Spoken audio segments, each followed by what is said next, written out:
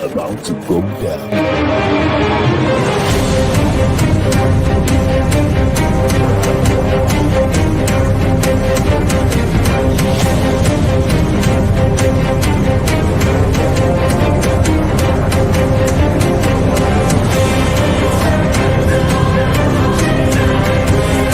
It's lovely pass, and there he turns cleverly. Can he find a finish? Oh, he can! Skill by Joshua, and a return right hand. Good counter right. Bullet is hurt. Second right hand. That clipped him as well. Now he goes in for the kill. Well, Ricciardo is inching into the lead, and Ricciardo that win the Italian Grand Prix! Gabella running the floor. Still leading the way with Canada in there too with the Netherlands.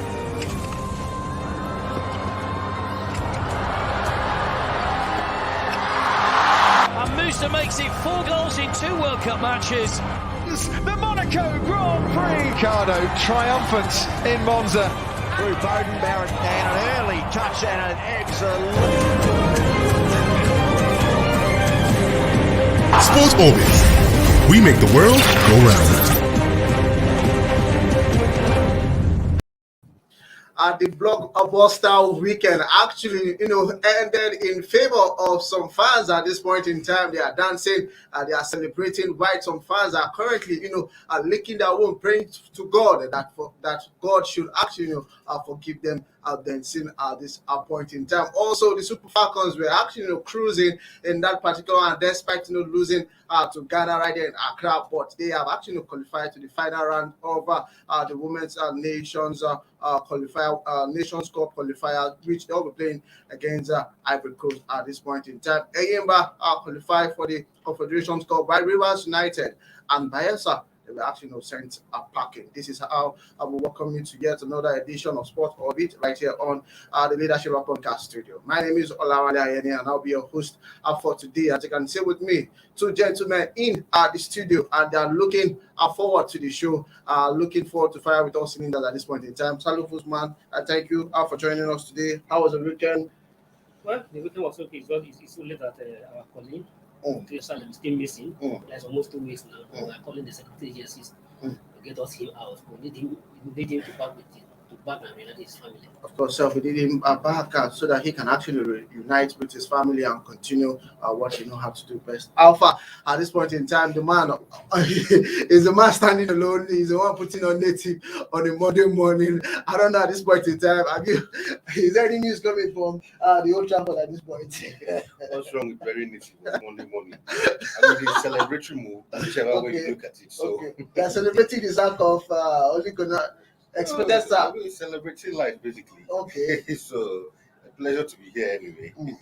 Pleasure to be here. Thanks for coming on the show today. So, we'll begin with the CAF Champions League at this point in time, where Rivers United, they were actually bundled out of the CAF Champions League, while also Enyimba has actually progressed in that particular one after their 3-0 victory yesterday on Sunday over the Senegalese club. Looking at Rivers United, the last game that they played in Nigeria, they drew that game 1-1. They were actually wasteful in front of goal, and they went far away to Sudan, and they actually lost again to Sudan in that particular 1-0. So sad at this point in time. Salifu, let's get your reaction on this particular result. Well, it is the usual lamentations we're about to eat again. It is expected. We never even expected that they are going to go any further in this competition. So there's no any big surprise, but it's what we all expected. When they play 1-1 draw against Al-Hilal in Port Harcourt, we say, I think, well, it is as over for the River United because we don't see them surviving in Sudan. And just like we rightly say, they went there and they lost by 1 goal, which is what all the Sudanese needed to progress to the next round. So, and what it means that automatically there's no Nigerian club in the CAF Champions League any longer. Of course, just unfortunately that as Nigeria in the 21st century, we are going to a CAF Champions League group stage. There's no any single Nigerian team. At the time when Egypt is having 2 teams, Tunisia is having 2 teams, Morocco is having 2 teams, Algeria is having 2 teams, even Angola is having 2 teams, Malawi is having team. Uganda is having team in the group stage, but no Nigerian team. South Africa is also having two, but no Nigerian team is making it to the group stage of the CAF Champions League. We are not talking of the knockout stage, getting to be able to play in the group stage. So it is really disheartening, and this will continue to happen until we begin to do things right. Because you can't do things the same way and expect to get a better result. Of course. Because if you look it realistic, anytime if you want to talk about Nigerian sport and football in particular, you get mad about it and the way things are being run in Nigeria. Those running our football, those from the Nigerian Football Federation to the league management and to all the club managers in this country are not interested about developing the game. They are not interested about even winning the league. All they are interested is just to do patch up, group the player, train the player, and sell the player to whatever any score league they like and make money out of it. They are not interested about it. Let me develop a league to make a product and compete with other teams in Africa. This is wrong, and this is so disheartening in this country that we are just there to ourselves and not to the country. Of course, Alpha. Looking at Rivers United, having being sent back in from the CAF Champions League. We know that a certain Kwara United was supposed to take that spot before. We all know what really happened. In that particular one. I want to ask, would Kwara United they have done better than Rivers United, and what does it tell about our league? Going forward at this point. Well, I wouldn't want to say Kwara United would have done better if they are taking that spot, because if we are going to look at the two teams, is Kwara United a better side than Rivers United? But they were on fire last season. Yeah, they were on fire, but the fact. I'm not sorry. What of even the league champion? That's what I'm saying. Actually, absolutely. So I don't even really agree if Kwara United is a better side. Then be that as it may, still, irrespective of who would have represented Nigeria at that competition, the same problems that Rivers United face are the same problems that Kwara United also face, because they all still play right here in the NPFL. So whether they would have made it or not, but that's a different matter altogether. But I always knew that it was going to be very difficult for Rivers United going all the way to Sudan. We all know the kind of team Al-Hilal is. They are one of the powerhouses when it comes to football in Africa. Forget that they are from Sudan and all of that. And you still look at a country like Sudan, who, in spite of the crisis they've had in their politics and all of that, they still have a league that is still better than what we have here in Nigeria. So they've gone on to the next round. But kudos to Enyimba, who at least brought some sort of a ray of hope to Nigeria. At least they showed why. Of course. They are one of the biggest teams, one of the best teams when it comes to Nigeria and African football. They actually won 3-0. Yeah, and the first leg. They won 1-0 in Senegal, and they came at the Abatno Township Stadium. So goes to show the good job that a certain Finidi George is doing. Since he took charge of the team, this is his second game in charge, and fortunately for him, he was in the Confederation Cup, and the two games they've played 2 games, 1-2, yet to concede a goal. So I really can't wait for the MPFL to start and to see what he really has to offer when it comes to the local league right here in Nigeria. Of course, Salifu, looking at Enyimba at this moment in time, because we know that that is one club in every season, they have been, delivering. Will I say they will deliver an Nigeria at this point in time? Because when they play in the continent, we are rest assured that then we get to the group stage or to the quarterfinal of the CAF Confederation Cup, which we actually saw them doing last season. Are we looking forward to see Enyimba, getting to replicate, their feat, or even, getting to surpass other feet, having been a club that they have actually won the CAF Champions League back-to-back over the years, Salifu? Well, me personally, I wouldn't say I'm satisfied or pleased with the Enyimba performance, because I expected Enyimba to have grown past this level where they are. They shouldn't have been in the Confederation Cup. They shouldn't have played. Enyimba supposed to be in the elite CAF competitions. But if you look at I'm coming to a point. Enyimba supposed to have played in a better league, playing the Champions League. Enyimba supposed to roll further with Al Ahly and other big clubs in Africa. not playing the TB Mozambique. But at the same time, it's also born down to the politics being played in the Nigerian league. And at the same time, we need to come and to agree to play a league and let the best team win. When we continue to play a league at the whims and caprice of whoever has what you can offer, what you can give, And a point in the and a bottom. point in the bottom, you continue to present a league champion that will never have been able a league champion, and that is what we continue to get. So it's really deciding that okay, for instance, that we like here to for instance, Enyimba you say okay, because of instance, they always try to prove their point and to be themselves, and I will expect if the league is being played normally, play your game, play on the pitch what to do. Enyimba is supposed to be a serious champion and some people to do better. But that is why, because of the policy in Nigeria, you see that sometimes they cannot look up to the top of the league. You know, some certain people want a certain club to win a league in class season, and they want another club to win. They are even, I can even tell companies that even the Nigerian league is being won by politics. Yes. Not to satisfy one governor, not to satisfy one politician. And that is the kind of thing we have, and that is why we can never do well because. But kudos to Enyimba, but yes, it's good that we analyze this here that even Finidi, for him to have even achieved this feat, you have to commit the cost. Okay, at the same time, where he has no, he inherited a club, a player that is not even know who and who they are because they are not playing. There's no league and there's nothing, and they were able to go to Senegal, get the result, and came back here and still win. And just like say, play too much without conceding the goal. That is good, and hope they will be able to up their game as they go to the group stage and even go further. But last year they get to the quarter final, and we pray that they should get beyond, go further, and go quarter final, or possibly winning the cup this time. Of course, the people, elephants have actually, have been charged for them to actually go all the way and qualify to the group stage and also make it out of that particular group and see if they can able to win the Confederation Cup for the first time in their club history. We know that they have won the CAF Champions League back to back right in the early 2000s. But at this point, going to the next round, hopefully they should qualify and they should qualify to the group stage. Away from that, we had The quarter final. They are in the group stage. They are going to the group stage, and the draw be here on Tuesday. Of course.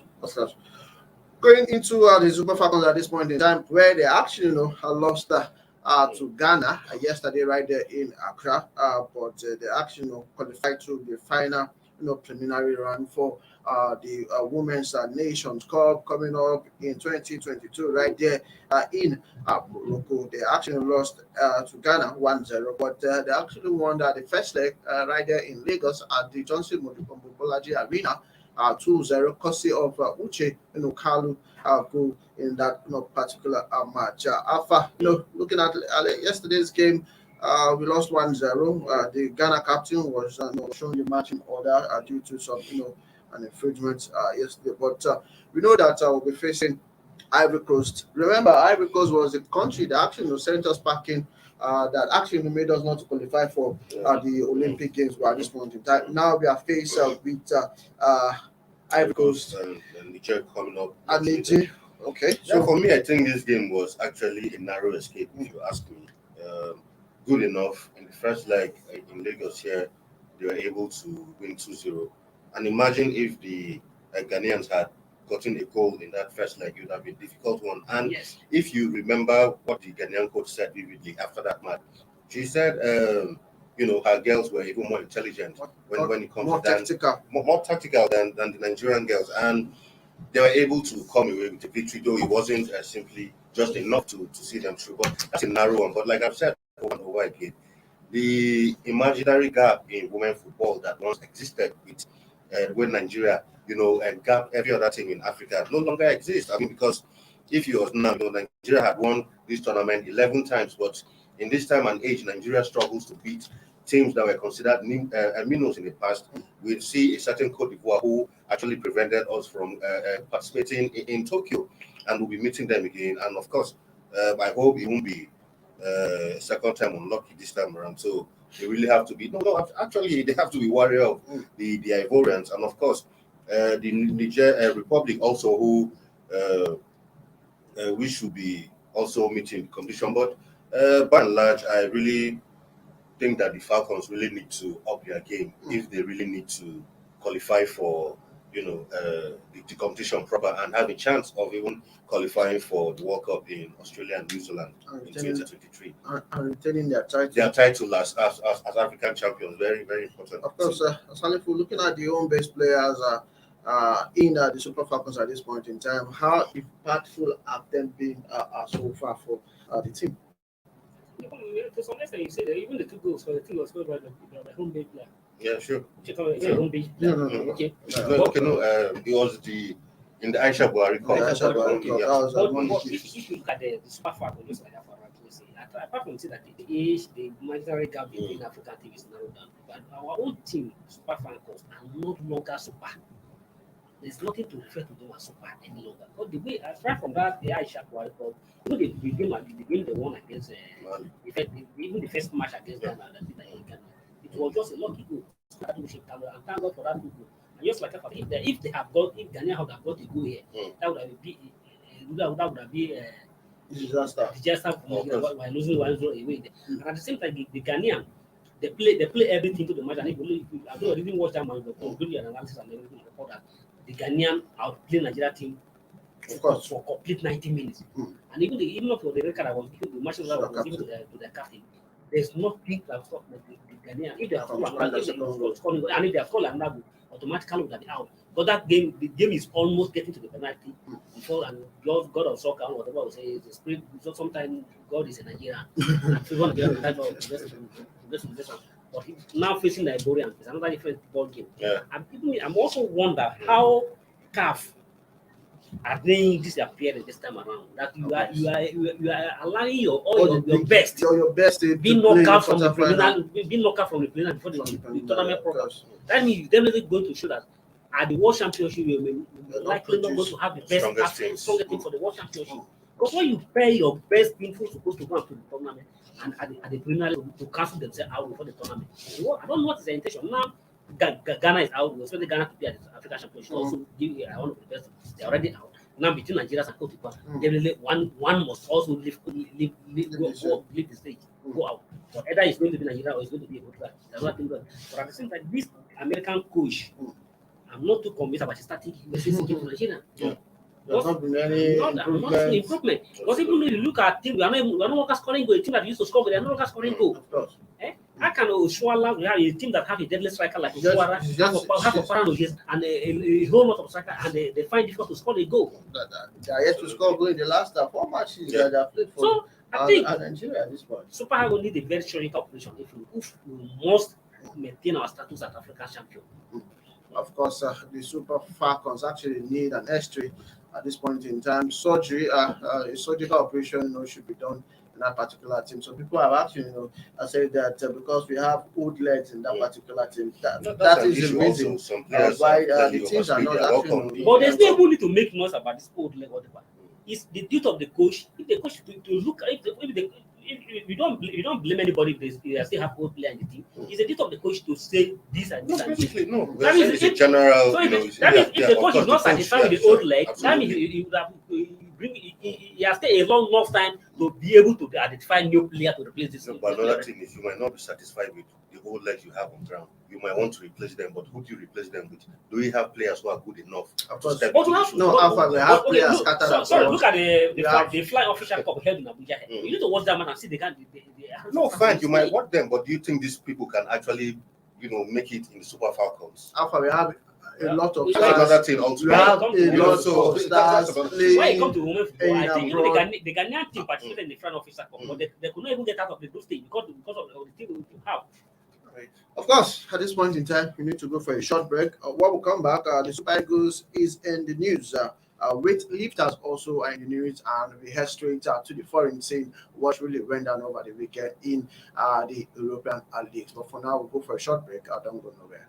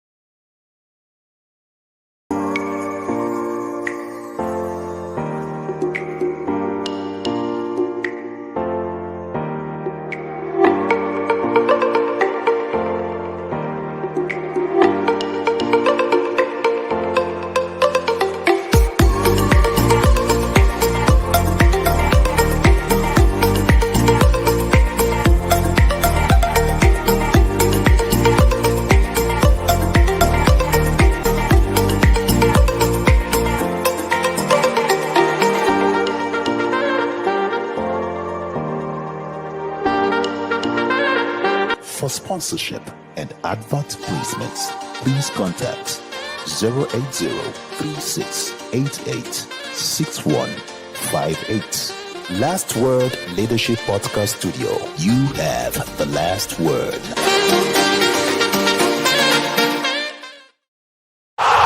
Sports Orbit. We make the world go round. Welcome back from that short break. You're still Sports Orbit right here on the Leadership Podcast Studio. We head to our next story where Libya to host the Super Eagles of Liberia to host the Super Eagles of Nigeria right there in Morocco, because their stadium, talking about the Samuel Kanyodo Stadium in Moldova, was actually rejected to host the World Cup qualifier against Nigeria and Liberia, and at this point, the CAF has actually selected Morocco to host that particular match. Now we'll be going to Morocco to play that particular match. It's going to be difficult for Nigeria. The weather there is okay. It's not like the one we have in Liberia. For me, it should be an advantage to the Super Eagles, really, because whether I like it or not, that's a neutral ground. Of course. That ambience, that support you usually get from playing at home will be missing clearly for the Liberians. And I mean, one thing again is, I think Africa should have gone beyond this situation where you are supposed to play a grade A, a match like this, and they go to inspect your stadium and all of that, and they see that your facilities are simply not up to par. It doesn't really speak well of the continent, of football generally. It doesn't even really give a good image to Liberia as a country, and by extension to Africa. So, but well, that's Liberia's loss. So I hope this will be Super Eagles game, and I really hope that they go on to capitalize on the fact that they are going to be playing on a neutral ground, and get the job done in Morocco, come back for the second leg, and we wrap it up, and we're home and dry for as long as this round is concerned. But looking at Liberia at this point in time, we know that a certain George is the president, and it's just so sad that you being a former world best, in terms of sports, you don't even have just a stadium that can actually host a World Cup qualifier. They're not just talking about them, looking forward to host at the Nations Cup. But I feel as a president, you have actually played the game. You have played the game far and wide, different leagues, so you know what it takes to actually ensure that proper things are being put in place to host a match like this. But in Africa, when I saw the story, I was totally disappointed, and it's a big shame on where for a former World Footballer of the Year and as a sitting president, that your own country cannot have a national stadium to host a befitting one, actually. Befitting stadium. We're not even talking of a magnificent or just to fit to hold a match. Cape Verde can host It's totally annoying that. Yet I don't know, in African leadership, you don't even know who to believe. Because when you think that this person will be different, this person will do better, that person will turn out to be a disaster. How will you explain if for instance in Liberia, if for any other sector in Liberia doesn't gain anything from where? At least sport should benefit from where. And if not sport in particular, football should gain from where. But tell me, I have not been to Liberia, but what I'm hearing is a reflection of what is happening under the government of where. Because if the football pitch cannot be good enough to hold a just ordinary football match, we should hold a tournament to just a one single match to say that we hold a tournament match. And Liberia will not have, and you are allowing your own national team to go far away to North Africa to play the match. No, Africa, I don't know who done this to us. It's so hard. Just so sad. Well, just like that first thing, that is their loss, and we hope that the Super Eagles will be able to make at least the Super Eagles will be rest assured that they will have a good pitch in Europe. Definitely, fantastic. Of course, the weather will be favorable to the boys because they're playing Europe, and the weather there and almost similar in Morocco is always almost similar. So after that particular match, they will come back here in Nigeria in a yet to be decided venue to finish up their World Cup first round campaign against Cape Verde. Going forward, we go to weightlifting at this point in time, where the Nigerian Weightlifting Federation has invited 7 weightlifters to camp ahead of the International Weightlifting Federation World Champions League in Uzbekistan. At this point, we couldn't actually qualify to the Olympic Games due to the fact that we did, actually went for the qualifiers in Africa. But at this point in time, we now have a new, weightlifting president who is trying to ensure that Nigeria will take back his place when it comes to weightlifting in the global stage. So about 7 athletes has been called to camp. They will camp in local Japogi State capital. About Stella, Peter Kingsley, Ramatu, Lawal. It's all boiled down to 5 female and 2 male athletes have been invited to the camp right there in Kogi State. Away from that, we go to the foreign scene at this point in time, where it was a blockbuster Sunday, where the top league in Europe actually have the best of matches, where Liverpool actually, will I say, defeated. They actually defeated Manchester United 5-0. El Clasico by Barcelona actually lost at home to Real Madrid 1-0. In the Italian, shoulder, which actually saw Inter versus Juventus. That one actually ended 1-1.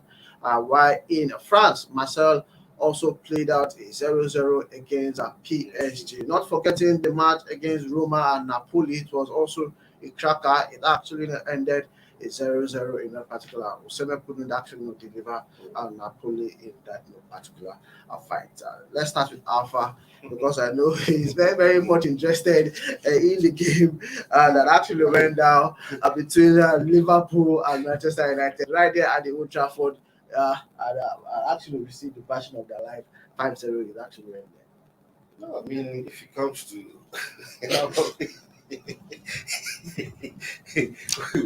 well, when you say passion of your life, I mean, when you have suffered heavier defeats than this in the past, no, it's not sure. I mean, even as recent as last season, Tottenham had, don't forget that lost, beat Man U 6-1. That was at the London Stadium. That was in Tottenham's home. Yeah, but even under Ferguson, Man City have come to beat United 6-1 there at Old Trafford. Remember the famous "Why not me, Badu?" Yes, T-shirt he wore that day. But I mean, that aside, I mean that was a shambolic performance coming from United. I'm sure for those of you out there who are used to betting, never saw that one coming. I'm sure a lot of tickets were torn completely into shreds yesterday by that one, because no matter how you have predicted that match, a lot of people expected a Liverpool win. Of course. For me, I felt a good fight. I felt okay if Liverpool was going to come away with a victory in this one, maybe a kind of 2-1, 1-0 kind of thing, 3-2. I expected to see a tough encounter, but alas, it wasn't so. I mean, by the end of the first half, Liverpool were 4 goals up already, and it was completely a shambolic display from even the players. At a point, it seemed like Ronaldo had, tried to eliminate some small shame by scoring the goal, which was ruled for offside. But I don't know if VAR got down right. But be that as may, even if that goal had counted, he still wouldn't have, made a difference. And to even add salt to injury, Pogba came in like the 75th minutes to go, and 60 minutes. And less than he being 7 minutes on the pitch, he got a red card and was sent packing. And at the end of the day, he was a downcast United.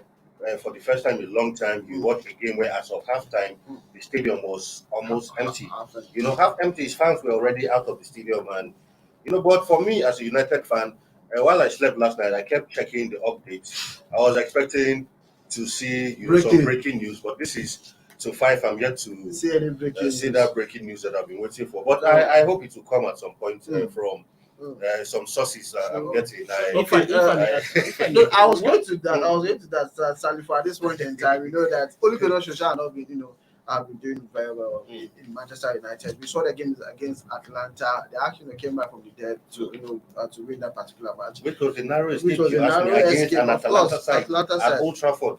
At Old Trafford. Now against Liverpool, they got 5-0 in front of former manager Les Ferguson in front of home crowd at this point in time. Salifo, do you think this is the best time for Ole Gunnar Solskjaer to actually throw in the towel, or for the management of the club should actually give him the match order? Well, for every Man U fans out there, their designer is to how will you Mr. Oli. They call him Mr. Oli. Want him to how that they believe they has come to steal their club and he's not managing the club, he's still well. So, but unfortunately, if I may, let be realistic and let's say some certain things and set the cost straight.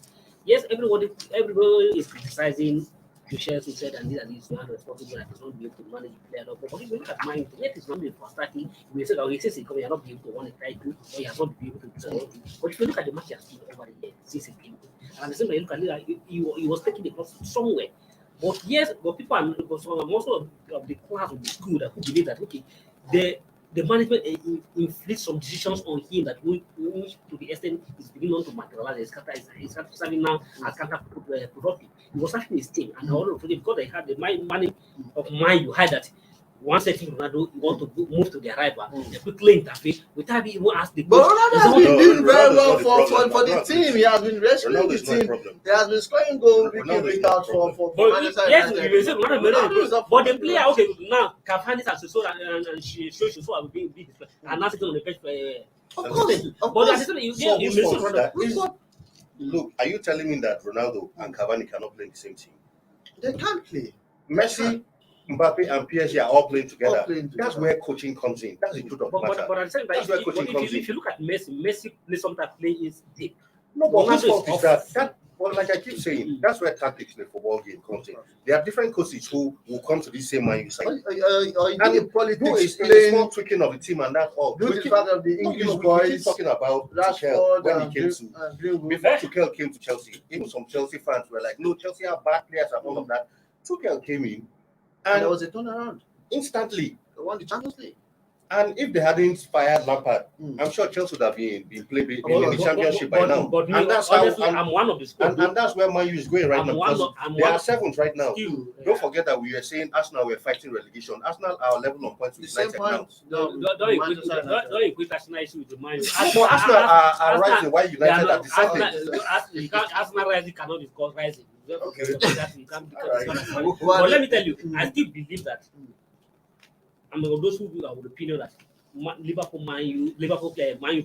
are already against their coach and they want the coach out. If not, I could expect no matter how whatever the situation, no matter how poor social may be, not to lose 5-0 to Man U if the players play out their game. If not, they are not having their mindset towards the coach. It just shows that he lacks the capacity to, that was another twist to marshal these boys. Any match between Man U and Liverpool, if you like, even the players, even their legs broke. Even the broken player will wake up that and play match. But for them to lose 5-0 to Liverpool, their greatest rival, it's unfortunate. So I still believe that the player won't set their mind against the coach and they wanted him to and that they just embarrass the coach. That he should just leave. He's embarrassed already. But you say you are looking for a breaking news. Breaking news, are you looking that today is coming in? They might not necessarily Zidane. I mean, they are good. So who are you looking up to come and? Because yes, I saw some Liverpool fans on the mountain fire praying. Turn the prayer warriors to come for. No, even in the middle of, as long as you can cough up good funds, even in the middle of the season, you can bring any coach. Anyway, it's all about coming to an agreement with the parent and buying them up. So there are coaches out there as long as they are ready to do away with social.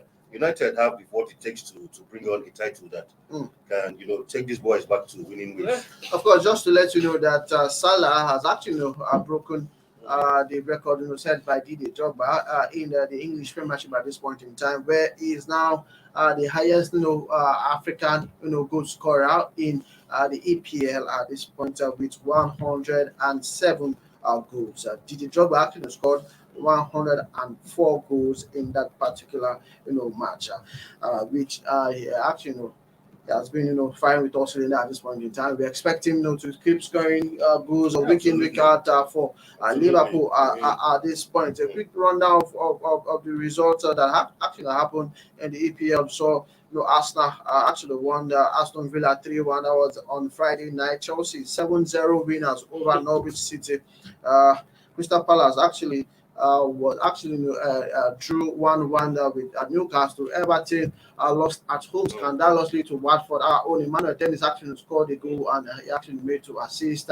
Leeds United actually drew against Wolves 1-1. Southampton against Burnley ended 2-2. Brighton lost to Man City 4-1. Brentford actually lost at home to Leicester City 1-2. West Ham defeated Tottenham at this point in time 1-0. Tottenham, I don't really know what's really happening to that team. That's another coach who is a candidate for the sack. Manchester United, we just talked about it, and actually they lost at home to Liverpool 5-0. And the next match over Manchester United will be against Tottenham. So it's going to be a battle of the two teams that have not been playing well right there in the English. I'm sure two of them find a way of getting sacked. That's when they eventually meet. Of course, just your last comment, El Clasico, Inter Milan versus Juve, PSG, Marseille. Yeah, I mean, for PSG hasn't been firing on all cylinders like we expected. It was a barren draw. Very, very unusual game for PSG to play a game with average 3 in a single goal. Therefore, they're classical, not what it used to be without Messi and Ronaldo, but still an interesting game. Still, of course, Inter scored his first goal for first goal. Also, for Inter Juventus, it was always going to be a difficult one. Then Roma, Napoli. I expected Napoli to take down, but a tough match. So, nice weekend of football. Of course, Bayern Munich want Osimhen for 100 million pounds at this point in time. Big money. What? That's a big money to ignore. Got to ignore such amount. But like everybody, every opinion, Osimhen should put down for now. He should just concentrate and play for Napoli this season. Of course, Osimhen should concentrate and play for Napoli at this point. This is where we apply the brakes for Sports Orbit today. We say thank you to our analysts right here in the studio. It's a pleasure. Of course, our viewers, we can't go but to say a very big thank you for staying with us in this episode. We trust that you will join us tomorrow for the same time for yet another fresh edition of Sport Orbit right here on our Leadership podcast studio. And also, thank you to my producer, Daniel, and also to see you same time, same station tomorrow. Do have a good day. Bye-bye for now. God bless the federal government of Nigeria. Thank you for watching. For sponsorship and advert placements, please contact 080-3688-6158. Last Word Leadership Podcast Studio. You have the last word.